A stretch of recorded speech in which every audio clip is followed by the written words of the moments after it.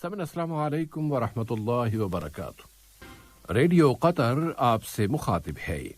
Safe الرحمان سے آج کا دوسرا نشریہ سماعت فرمائیے۔ ابتدا میں پیش خدمت ہے اہم خبروں کا خلاصہ۔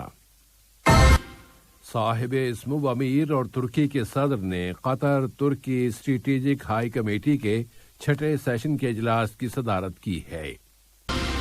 متحدہ نے دہشت گردی کی روک تھام کے لیے اقوام متحدہ کے پروگرام کا دفتر قائم کرنے کے ایک سمجھوتے پر دستخط کیے ہیں۔ قطر نے اپیل کی ہے کہ ان محاصرہ کرنے والے ملکوں کی جانب سے کیے جانے والے یک طرفہ اور غیر قانونی اقدامات کی مذمت کی جائے۔ اور عالمی خبروں میں جو بائیڈن نے تقسیم پر متنبہ کیا ہے، جبکہ ٹرمپ نے اپنے حامیوں سے مطالبہ کیا ہے کہ وہ انتخابات کے نتائج کو الٹ دیں۔ یہ تھا اہم خبروں کا خلاصہ، اور اب پیش خدمت ہے ریڈیو قطر سے آج کا دوسرا مفصل نشریہ۔ بسم اللہ الرحمن الرحیم۔ صاحب اسمو امیر شیخ تمیم بن حمد آل ثانی اور جمہوریہ ترکی کے صدر رجب طیب ایردوان کی صدارت میں آج انقرہ میں قطر ترکی اسٹریٹجک ہائی کمیٹی کے 6 اجلاس شروع ہو گئے۔ صاحب اسمو امیر اس وقت برادر ملک جمہوریہ ترکی کا سرکاری دورہ کر رہے ہیں۔ آج کے اجلاس میں اسٹریٹجک پارٹنرشپ اور شراکت کو مزید فروغ دینے کے وسائل زیر بحث آئے۔ علاقائی اور بین الاقوامی مسائل پر تبادلہ خیال کیا گیا اور متعدد سمجھوتوں اور مفاہمتی یادداشتوں پر دستخط کیے گئے ہیں۔ قطر ترکی اسٹریٹجک ہائی کمیٹی کے یہ 6 اجلاس دونوں ملکوں کی قیادتوں کی اس سچی خواہش کا مظہر ہیں کہ آپس کے تعلقات و تعاون کو مزید سے مزید فروغ دیا جائے، کہ اسی میں دونوں ملکوں اور ان کی قوموں کا مفاد ہے۔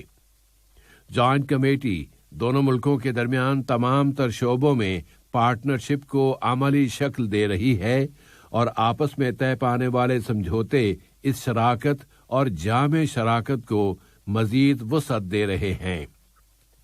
تو قطر اور ترکی پوری ثابت قدمی کے ساتھ اور بہت زیادہ سیاسی ہم آہنگی کے ساتھ دونوں ملکوں کی عوام کے مفادات کے لیے آگے بڑھ رہے ہیں۔ قطر ترکی تعلقات کے بعد اب قطر ایران تعلقات کا بھی ذکر ہو جائے۔ صاحب اسمو امیر شیخ تمیم بن حمد آل ثانی نے اسلامی جمہوریہ ایران کے صدر ڈاکٹر حسن روحانی کے ساتھ ٹیلی فون پر رابطہ قائم کیا ہے۔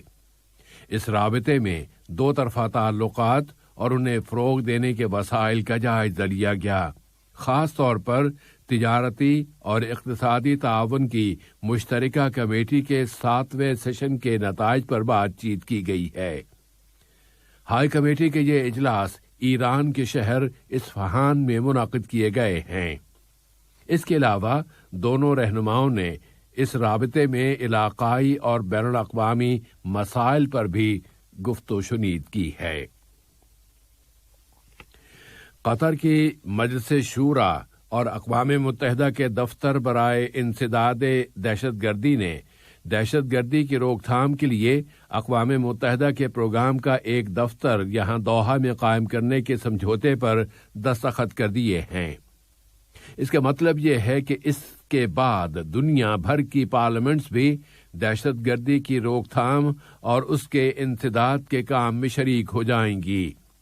مجلس شورا کے اسپیکر جناب احمد بن عبداللہ بن زید آل محمود اور اقوام متحدہ کے سیکریٹری جنرل کے انڈر سیکریٹری اور اقوام متحدہ کے دفتر برائے انسداد دہشت گردی کے سربراہ جناب ولاڈیمیر وورنکوف نے اس سمجھوتے پر دستخط کیے ہیں۔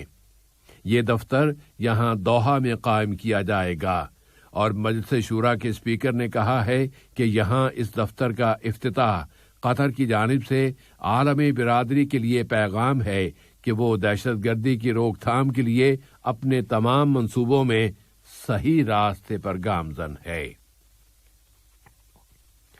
قطر نے عرب وزرائے انصاف کے 36ویں سیشن میں شرکت کی ہے۔ ویڈیو کمیونیکیشن کے ذریعے منعقد ہونے والے اس سیشن میں وزیر انصاف اور قائم مقام وزیر مملکت برائے امور کابینہ ڈاکٹر عیسیٰ بن سعد الجفالی النعیمی نے قطر کی نمائندگی کی ہے۔ آج کے اس اجلاس میں دہشت گردی کی روک تھام کے شعبے میں عربی اور بین الاقوامی تعاون کے فروغ کے علاوہ متعدد سمجھوتوں اور قانونی بلوں کا جائزہ لیا گیا۔ ان میں دہشت گردی کی روک تھام کا عربی سمجھوتا، اس پر عمل درآمد کا طریقہ کار اور لائحہ عمل، منی لانڈرنگ اور دہشت گردی کی فنڈنگ کی روک تھام کا عربی سمجھوتا بھی شامل ہے۔ اس کے علاوہ آج کے اس اجلاس میں مشترکہ عربی عمل کے متعدد اس کی شقوں اور اس سے متعلقہ دستاویزات کا بھی جائزہ لیا گیا ہے۔ مجلس شورا کے انتخابات کرانے کے لیے صاحب سمو امیر شیخ تمیم بن حمد آل ثانی کے تاریخ ساز اعلان کو اب بھی مقامی، علاقائی اور بین الاقوامی سطحوں پر سراہا جا رہا ہے۔ روسی پارلیمنٹ میں بین الاقوامی امور کی کمیٹی نے اس اعلان کا خیر مقدم کرتے ہوئے کہا ہے کہ یہ انتخابات ملک میں پارلیمانی بنیادیں مستحکم کرنے کے لیے بہت اہم قدم ثابت ہوں گے اور اس سے شہریوں کی شرکت میں مزید گہرائی آئے گی۔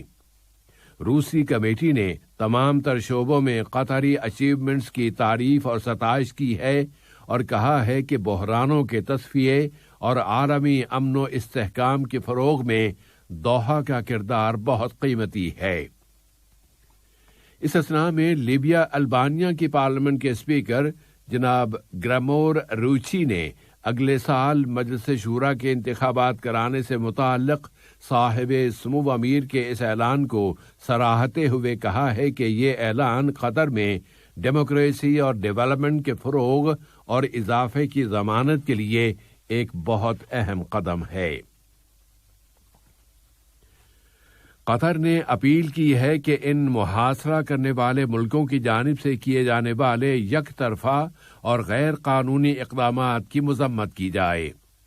اقوام متحدہ میں قطر کی مستقل مندوب الشیخہ علیہ احمد بن سیف آل ثانی سلامتی کونسل کے ایک اجلاس میں قطر کی جانب سے یہ مطالبہ کر رہی تھیں۔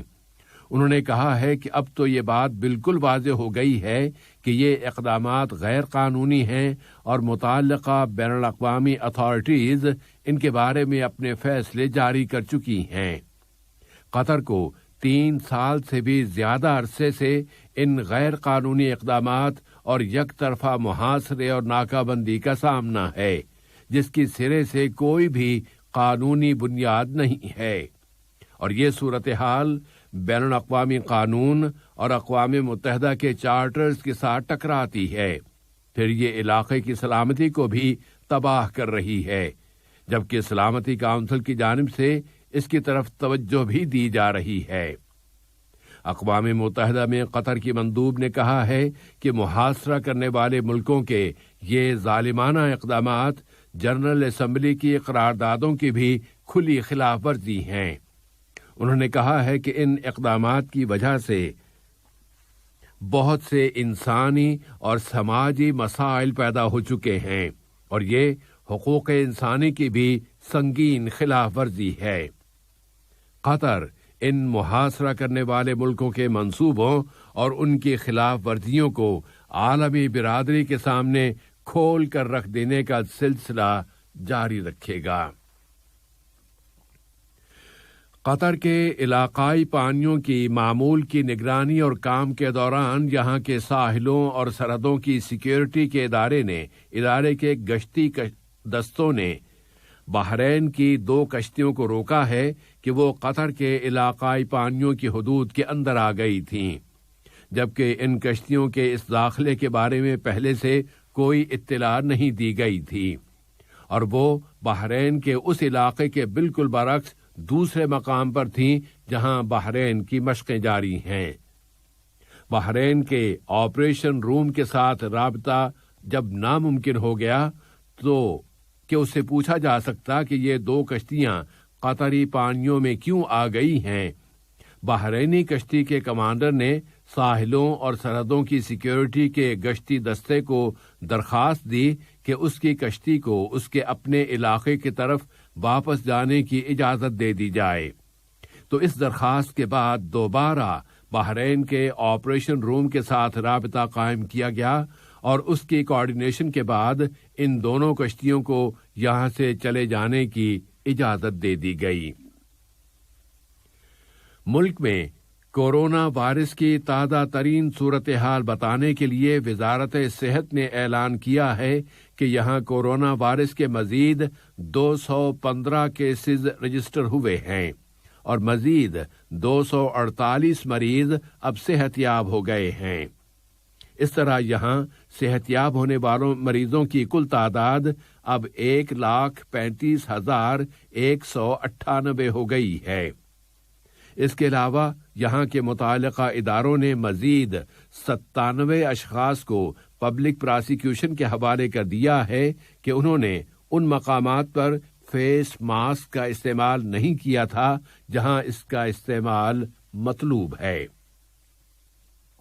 دنیا میں اب اس وقت تک 60 ملین سے زیادہ باشندے اس وائرس سے متاثر ہو چکے ہیں اور امریکہ میں تو متاثرین اور اس وائرس سے مرنے والوں کی تعداد میں اتنی تیزی سے اضافہ ہو رہا ہے کہ وہ گزشتہ 6 مہینوں کے دوران کبھی بھی روزانہ اتنی بڑی تعداد میں متاثر نہیں ہوئے تھے، اور اسی طرح مرنے والوں کے تناسب میں بھی بہت زیادہ اضافہ ہو چکا ہے۔ اور امریکہ کے صدارتی انتخابات سے متعلقہ تازہ ترین صورتحال میں موجودہ صدر ڈونلڈ ٹرمپ نے، جن کے عہدے کی مدت اب ختم ہونے والی ہے، اپنے حامیوں سے مطالبہ کر دیا ہے کہ وہ انتخابی نتائج کو الٹ کر رکھ دیں۔ انہوں نے دعویٰ کیا ہے کہ اس الیکشن میں دھاندلی کی گئی ہے۔ دوسری جانب امریکہ کے نو منتخب صدر جو بائیڈن نے مطالبہ کیا ہے کہ صدارتی انتخابات کے نتائج کا احترام کیا جائے۔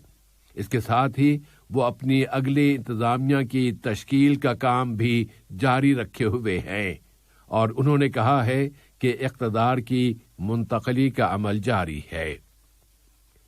آج کا یہ نشریہ ختم ہونے سے قبل اہم خبروں کا خلاصہ ایک مرتبہ پھر سماعت فرما لیجیے۔ صاحب سمو امیر اور ترکی کے صدر نے قطر ترکی اسٹریٹجک ہائی کمیٹی کے 6 سیشن کے اجلاس کی صدارت کی ہے۔ قطر اور اقوام متحدہ نے دہشت گردی کی روک تھام کے لیے اقوام متحدہ کے پروگرام کا دفتر یہاں قائم کرنے کے ایک سمجھوتے پر دستخط کیے ہیں۔ قطر نے اپیل کی ہے کہ محاصرہ کرنے والے ملکوں کی جانب سے کیے جانے والے یک طرفہ اور غیر قانونی اقدامات کی مذمت کی جائے۔ اور عالمی خبروں میں جو بائیڈن نے تقسیم پر متنبع کیا ہے، جبکہ ٹرمپ نے اپنے حامیوں سے مطالبہ کر دیا ہے کہ وہ انتخابات کے نتائج کو الٹ دیں۔ ریڈیو قطر سے آج کا دوسرا نشریہ اپنے اختتام کو پہنچا۔ اگلا نشریہ کل صبح 9 بجے پیش کیا جائے گا بإذن اللہ تعالی۔